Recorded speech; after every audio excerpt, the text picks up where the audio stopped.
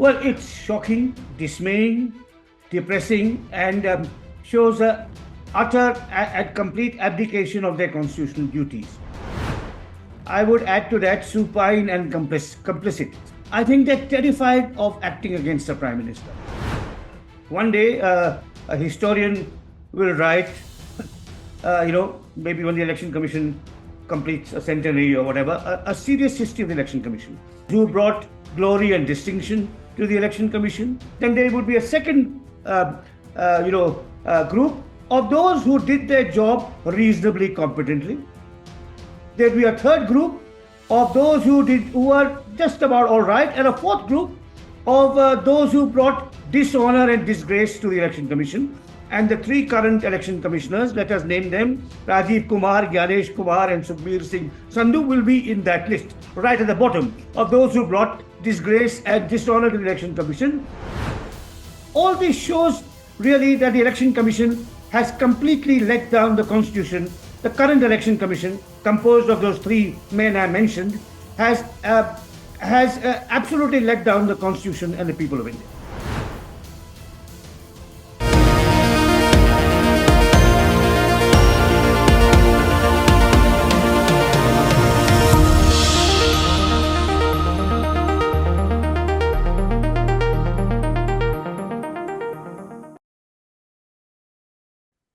Hello and welcome to a special interview for The Wire.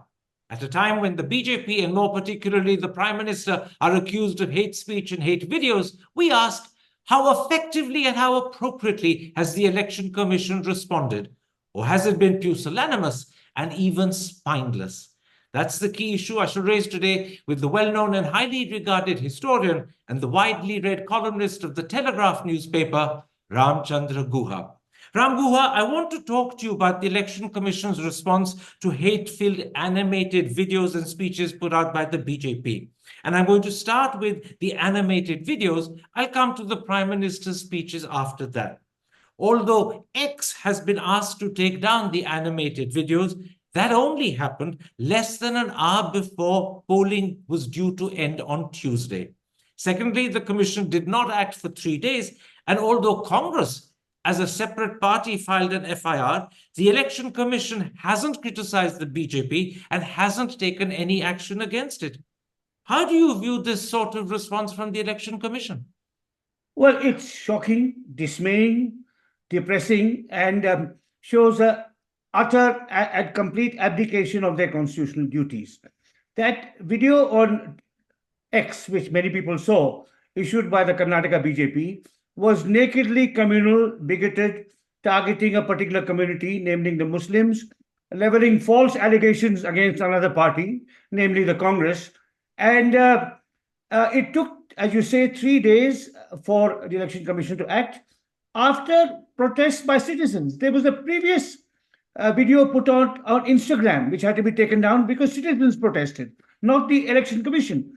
And when the order to take it down was issued, there was no chastisement of the BJP, as if it was X's fault, as if it was the fault of the messenger or the medium, where anyone can post whatever they want to. So it was, as I said, absolutely shocking and disgraceful, and an abdication of their constitutional duties.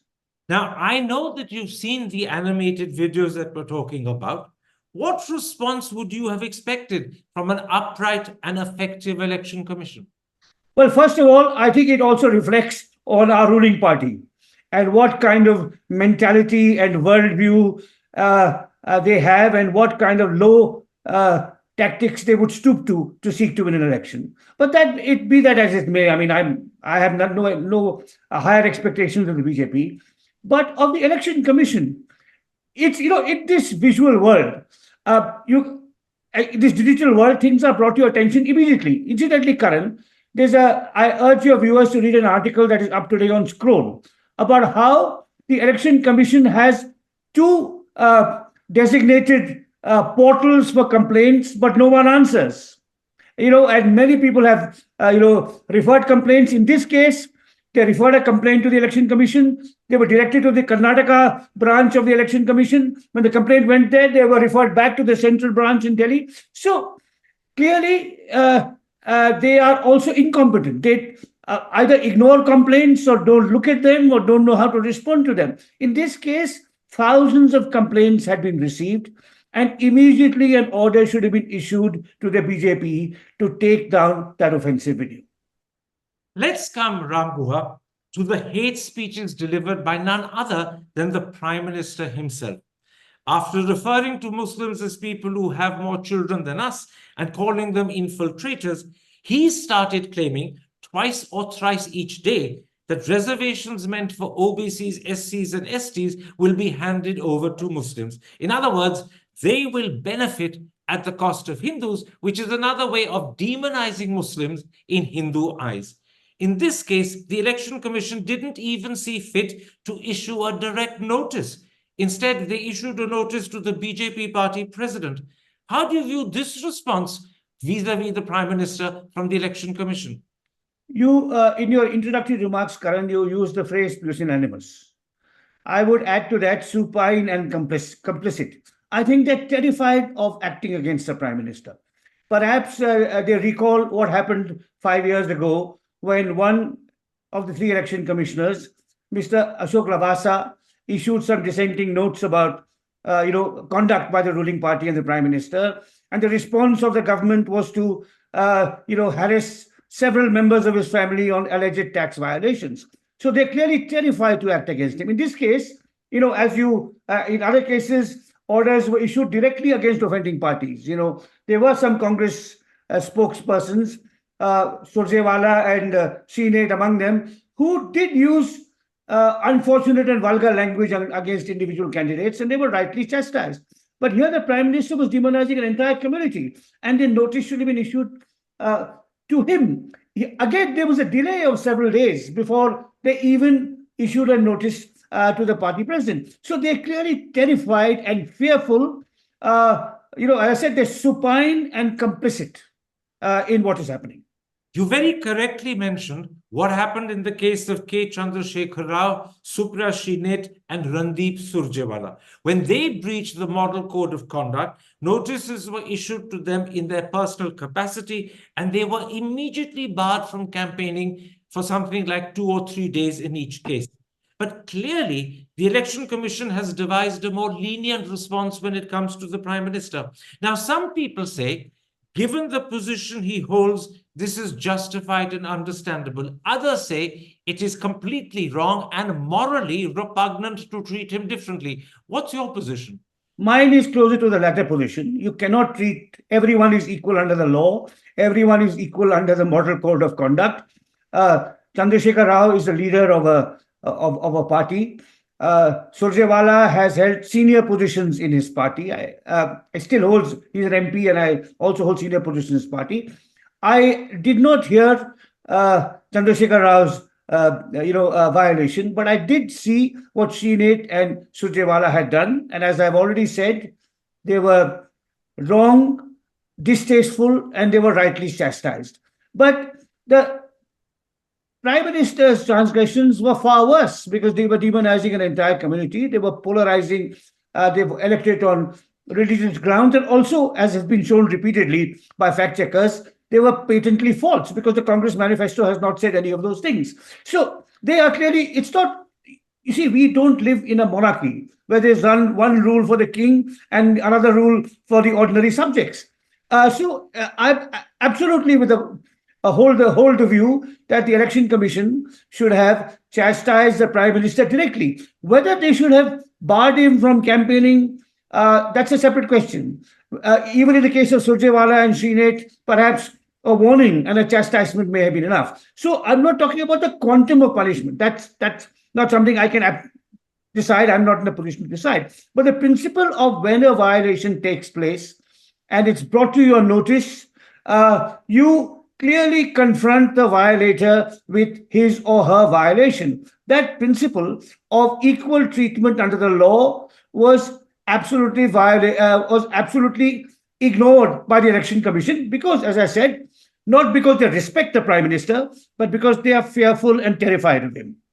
Ram Guha, let's go one step further. Rather than reply promptly to the Election Commission notice, the BJP first asked for a week's time, and now it's asked for a second week's extra time. Meanwhile, every single day, the Prime Yes. Minister compounds his hate speech by repeating it in different locations right across the length and breadth of the country. This is surely nothing more than defiance of the Election Commission.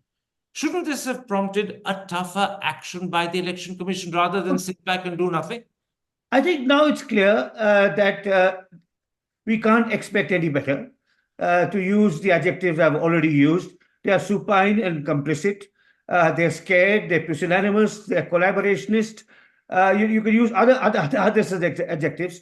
So to expect any more of the Election Commission, given its record of the last few weeks, is perhaps being rather naive and optimistic. But it's the Election Commission's conduct is reflective of its members and how they will go down in the history of our republic as, without question, the most incompetent, the most compromised, the most supine lot of election commissioners this country has ever had. Now, yesterday, that is to say Wednesday, the Prime Minister launched a new tactic. The Prime Minister accused Rahul Gandhi of receiving what he called tempo loads of black money and chori kamal from Adani and Ambani. If he's right, doesn't this call for an immediate CBI or Enforcement Directorate inquiry against the two industrialists? He's accused them of tempo loads of black money and chori kamal. Let's leave the CBI and the ED out of it for the moment, and let's focus on what the Election Commission should do. You know, I live in Karnataka. I'm currently in Tamil Nadu. In different states, your viewers who are in different states will be reading almost on a daily basis reports that such and such, so much money was seized from a party worker. Liquor was seized from when a particular party was aiming to distribute it to voters. Now, if the Prime Minister, no less, is making such a major allegation, the Election Commission should ask him, please tell us, give us more information so that we can act immediately against it. If indeed these tempos have been hired by the Mr. Adani and Mr. Ambani to fund a particular political party by underhand means, please supply us the evidence so that we can stop it and bring the culprits to book. So the ED and the CBI for the moment is a separate question. Of course, they need to know too. I mean, there are many larger questions connected with the Prime Minister's statement about Ambani and Adani, including what does this say about his claim that demonetization would remove black money and so on and so forth. But in the specific context of the election, the ongoing election, the Election Commission should ask the Prime Minister, should have already asked the Prime Minister. You have said, and you're the Prime Minister. You're not Karan Thapar or Ram Guha, who's just maybe shooting their mouth without much evidence. We presume, with all the agencies at your command and all the, you know what you're speaking of, and you have clear evidence that Ambani and Adani are stuffing tempos. And it's interesting the choice of the vehicle to tempo, stuffing tempos with money. Please give us this evidence. Tell us if it's in Telangana where the speech was made, in which district, in which constituency. Help us check this, stop it, bring the culprits to book. So people, in the kind of social media chatter about the Prime Minister's rather strange and peculiar and bizarre statement, you see, ED and CBI have been brought in, but that's a secondary stage. The first question is to the Election Commission. When an election is ongoing and an august personage like the Prime Minister has made these allegations about black money being freely misused, Election Commission should ask the Prime Minister for more evidence and then try and act on it. You mentioned the steps that the Election Commission should take, which I'll point out it has simply not bothered to take at all. Let me, in that context, read out Clause 2 of the Model Code of Conduct. It says explicitly, criticism of other parties based on unverified allegations or distortion shall be avoided. This is clearly a criticism based upon unverified allegations. Yes. Should the Election Commission also not have said to Mr. Modi, we issue you a notice for breaching the Model Code of Conduct? Without question, of course. Several times a day, Mr. Modi is making unverified allegations. The latest being that the Congress did not vote for Draupadi Murmu because of the color of her skin. Now, this is also clearly an unverified or possibly unverifiable allegation. And other such things, as I said, based on the manifesto. Another recent allegation, namely that if the Congress comes to power, the Indian cricket team's composition will be decided on the basis of the religious affiliation of its players. So, I mean, it's like the stream of unverified allegations is flying thick and fast. But so clearly, some are less important than others. The cricket team one may be rather frivolous and insignificant. But the allegation about black money, where it's clear that one of the election commission's major principal jobs is to check the use of black money in elections. This should certainly be investigated into, and the election commission, even now, should ask the prime minister for evidence so that if the evidence is credible, they can locate the tempos, seize them, count the number of notes in them, make investigation into who it was intended to, and take appropriate action.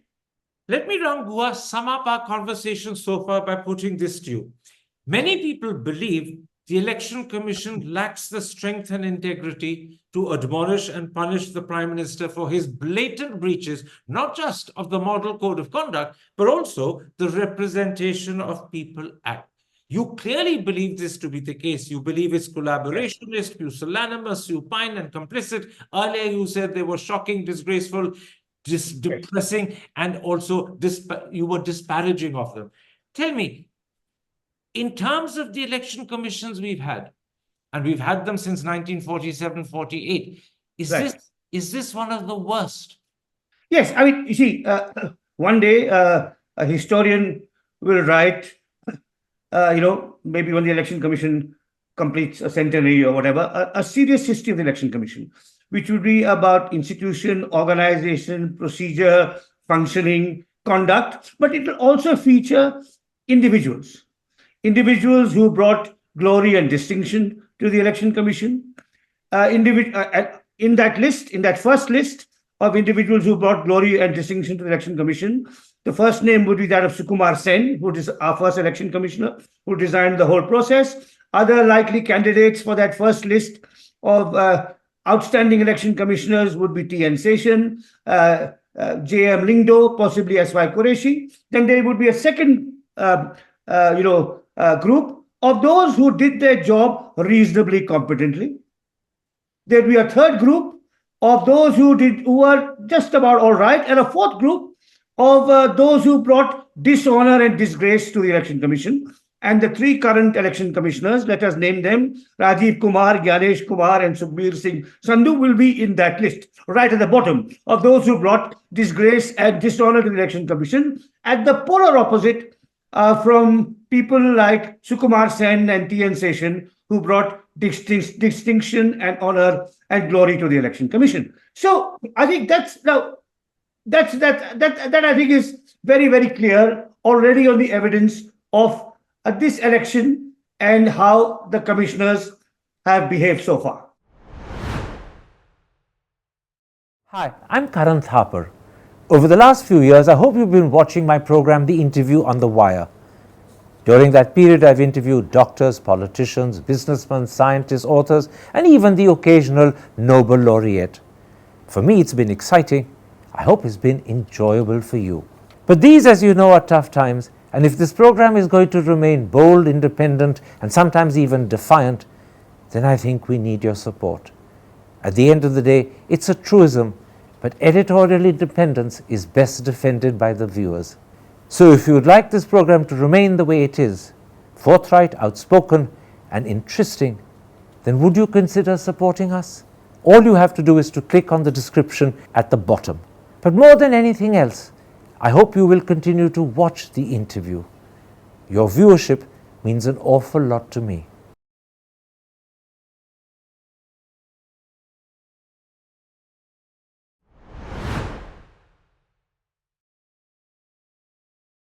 After hearing you say that the present three election commissioners belong to the fourth category, historically, of commissioners who have been a disgrace and have failed to do their job, there's a sense in which the question I'm about to ask you is redundant, but nonetheless, I'll ask it.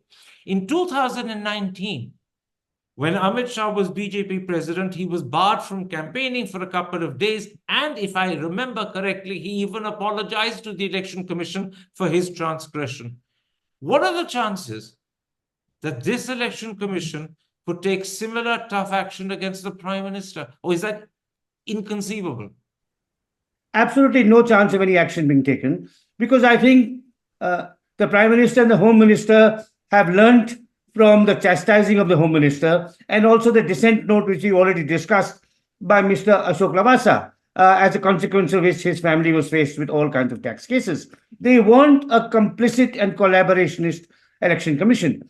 And there was when the story of Mr. Lavasa's dissent note and the harassment of his family was brought to light, there was a very interesting article in The Wire 5 years ago by S.N. Sahu, who knows something about our constitution, having worked with President Narayanan. And there he recalled the discussions in the Constituent Assembly, where one member of the Constituent Assembly, Shiban Lal Saxena, worried about what would happen if what was then the sole election commissioner would become a party loyalist and do what the ruling party asked him to do. And Ambedkar himself, the chief draftsman of the Constitution, intervened in the debate and said it's vitally important that there is a separation and a distance between the political class in the executive, and the election commission must have full autonomy. And certainly the first election commissioner, Sukumar Sen, operated completely independently of Jawaharlal Nehru. Later election commissioners, they were also offered largely independently. I would say for the record that even before this new law that Mr. Rajiv Kumar, Ganesh Kumar and Sukhbir Sandhu have reached, there have been some disappointing actions by election commissioners, usually after they left office. For example, one election commissioner, M.S. Gill, set an extremely unhealthy precedent by taking a Rajya Sabha seat from the Congress and becoming a minister after his term. There have been other cases where maybe the selection of election commissioners hasn't been totally transparent. But this kind of absolute complicity,